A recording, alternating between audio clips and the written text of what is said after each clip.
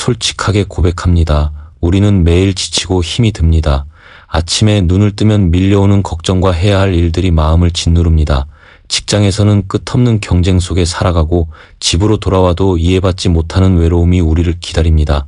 바로 이런 현실 속에서 항상 기뻐하라 라는 말씀을 들으면 마음 한구석이 무거워집니다. 그건 믿음 좋은 사람들의 이야기일 뿐 내 삶과는 거리가 멀다고 느껴집니다.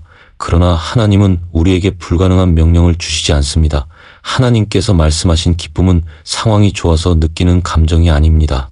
그것은 하나님과의 관계에서 오는 깊은 내면의 상태입니다. 세상은 성공해야 기쁘다고 말합니다. 인정받아야 웃을 수 있다고 말합니다. 하지만 하나님은 아무 조건 없이 말씀하십니다.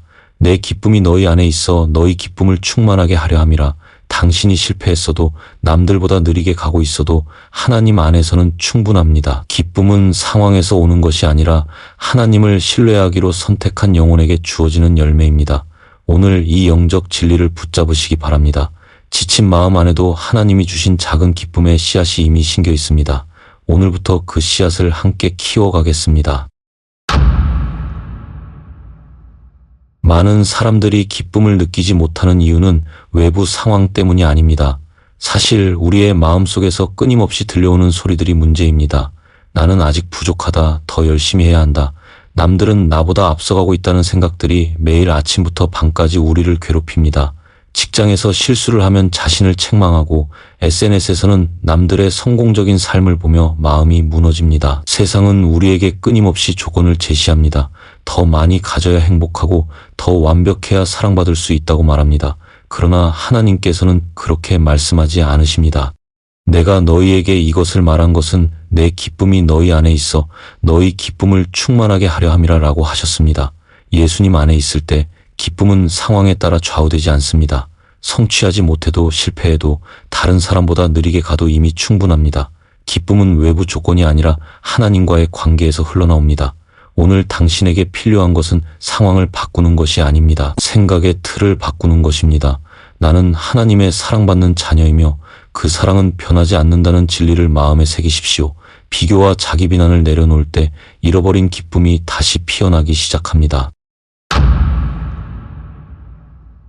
많은 사람들이 기쁨을 찾으려 노력하지만 생각을 관리하지 않기 때문에 번번이 실패합니다.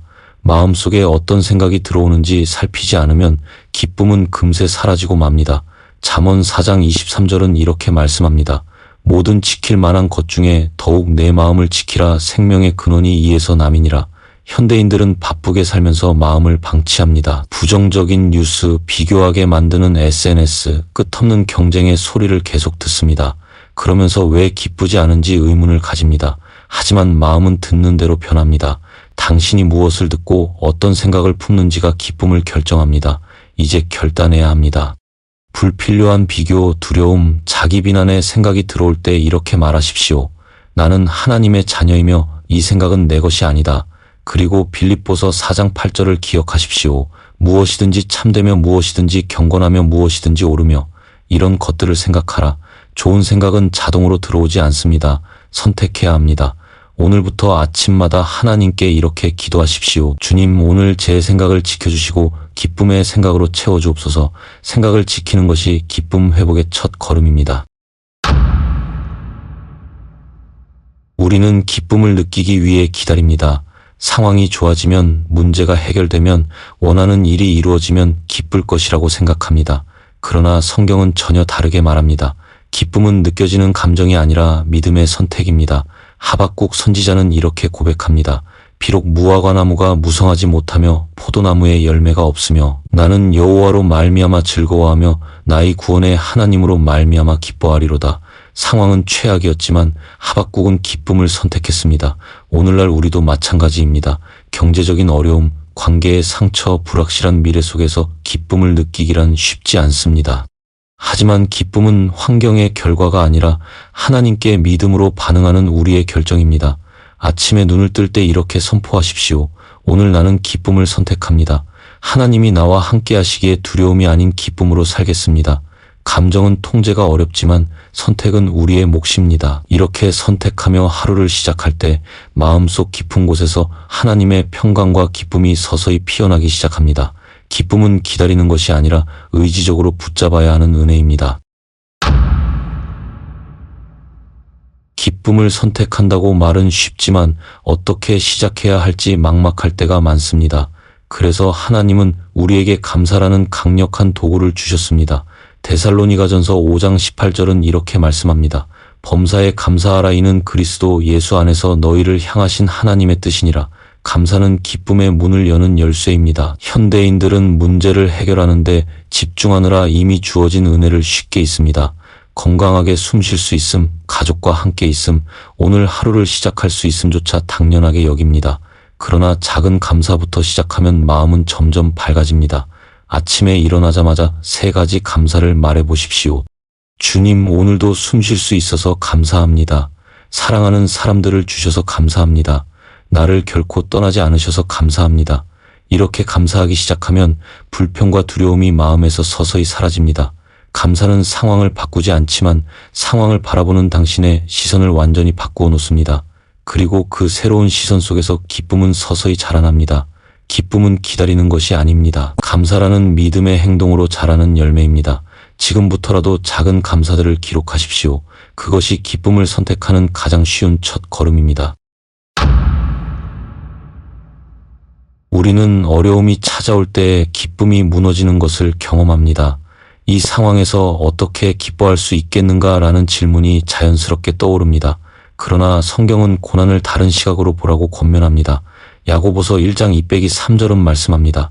내 형제들아, 너희가 여러 가지 시험을 당하거든 온전히 기쁘게 여기라. 이는 너희 믿음의 시련이 인내를 만들어내는 줄 너희가 알미라. 고난은 우리의 믿음을 성장시키는 도구입니다. 하나님께서는 어려움 속에서도 당신을 단련하시고 당신이 알지 못하는 더 큰 계획을 이루어 가십니다. 현대인들은 고난을 실패로 받아들이기 쉽습니다. 하지만 믿음의 사람은 고난 속에서 하나님의 손길을 봅니다. 문제를 피해 도망가는 대신 그 상황 속에서 하나님이 주시는 교훈과 성장을 발견해야 합니다. 작은 예로 직장에서 겪는 갈등은 인내와 용서의 훈련장이 됩니다. 경제적 어려움은 진정한 의지의 대상을 하나님으로 바꾸는 기회가 됩니다.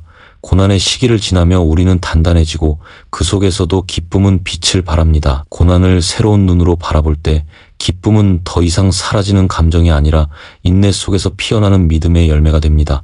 당신의 어려움이 결코 헛되지 않음을 기억하십시오. 어려움 속에서 기쁨을 지키려면 단순한 의지만으로는 부족합니다. 마음은 빈 공간을 싫어합니다.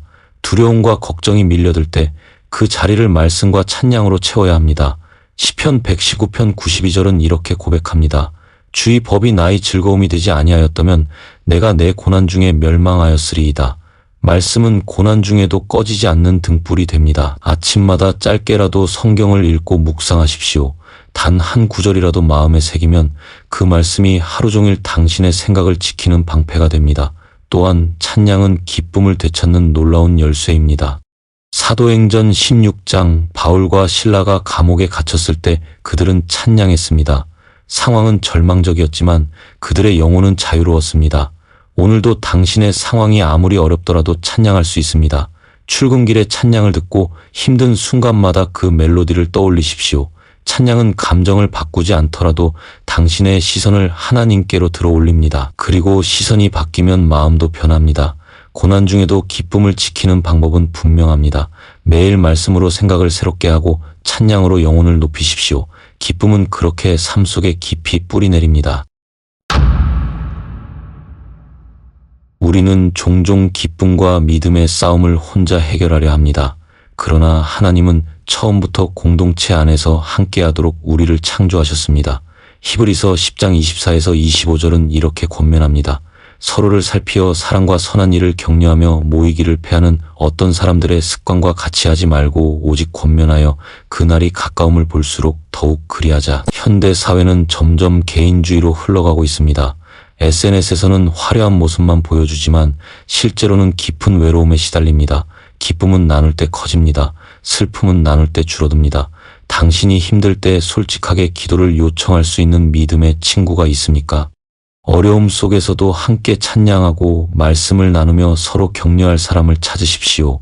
작은 셀 모임, 온라인 성경 스터디, 또는 함께 기도할 가족이라도 좋습니다. 혼자서는 쉽게 좌절하지만 함께라면 다시 일어설 수 있습니다. 하나님은 당신이 혼자가 아니라고 말씀하십니다. 전도서 4장 9에서 10절처럼 두 사람이 함께 있으면 좋으니 넘어지면 하나가 그 동물을 붙들어 일으키려니와 지금 공동체를 찾고 그 안에서 기쁨을 나누십시오. 믿음의 연결은 기쁨을 지키는 가장 강력한 보호막입니다. 기쁨은 한순간의 감정이 아니라 꾸준한 훈련의 결과입니다. 많은 사람들이 기쁨을 일회적인 경험으로 생각합니다. 그러나 믿음의 선진들은 매일 반복되는 작은 습관을 통해 기쁨을 지켰습니다. 시편 5편 3절은 이렇게 고백합니다. 여호와여, 아침에 주께서 나의 소리를 들으시리니 아침에 내가 주께 기도하고 바라리이다. 하루를 시작하는 첫 시간은 마음의 방향을 결정합니다. 아침에 일어나자마자 스마트폰을 확인하는 대신 5분만이라도 하나님께 마음을 올려드리십시오. 말씀을 읽고 오늘 하루를 위한 짧은 기도를 드리며 시작하십시오. 그리고 하루 중에도 불안하거나 지칠 때면 말씀 한 구절을 반복하십시오. 예를 들어 여호와는 나의 목자시니 내게 부족함이 없으리로다. 또한 저녁에는 하루 동안 경험한 작은 감사들을 노트에 기록하십시오. 이 작은 루틴들은 당신의 마음의 영적 뿌리를 깊이 내리게 하고 어떤 상황에서도 기쁨을 유지하는 힘을 줍니다. 처음에는 어색하고 쉽지 않겠지만 시간이 지나면 이 루틴이 삶의 안전망이 됩니다. 기쁨은 우연히 유지되지 않습니다. 의지적인 훈련과 선택으로 자라납니다. 오늘부터 나만의 기쁨 루틴을 시작하십시오. 하나님께서 그 결단을 기뻐하십니다. 우리가 아무리 노력해도 이 땅에서는 완벽한 기쁨을 누릴 수 없습니다. 그러나 하나님은 우리에게 영원한 기쁨을 약속하셨습니다. 요한복음 16장 22절에서 예수님은 말씀하십니다. 지금은 너희가 근심하나 내가 다시 너희를 보리니 너희 마음이 기쁠 것이요 너희 기쁨을 빼앗을 자가 없으리라. 이 약속은 단지 먼 미래의 이야기가 아닙니다. 오늘 우리의 현실 속에서도 이 소망이 마음에 심겨져야 합니다. 고난과 불안 속에서도 기쁨을 유지할 수 있는 이유는 이 모든 것이 끝나는 날 주님 앞에서 완전한 기쁨을 누리게 될 것을 알기 때문입니다. 그리고 그날까지 하나님께서는 우리 안에서 기쁨의 열매를 맺게 하십니다. 당신이 지금 겪는 어려움도 기쁨을 빼앗는 유혹도 결국 지나갑니다. 그러나 하나님과 맺은 관계에서 나오는 기쁨은 결코 사라지지 않습니다. 오늘 이 영적 진리를 마음에 새기고 선포하십시오. 주님, 저는 상황에 따라 흔들리지 않는 기쁨을 선택합니다. 영원한 기쁨을 바라보며 오늘 하루도 믿음으로 나아갑니다. 그리고 이 진리를 주변 사람들과 나누십시오. 기쁨은 혼자 간직하는 것이 아니라 퍼져나가는 은혜입니다. 당신의 삶이 다른 이들에게도 소망과 기쁨의 증거가 되기를 바랍니다. 오늘 함께 나눈 말씀을 통해 기쁨은 상황이 아니라 하나님과의 관계에서 자라난다는 것을 기억하십시오. 고난 속에서도 기쁨을 선택할 수 있습니다. 오늘 하루 기쁨의 루틴을 시작하시고 감사의 언어로 하루를 채워보십시오.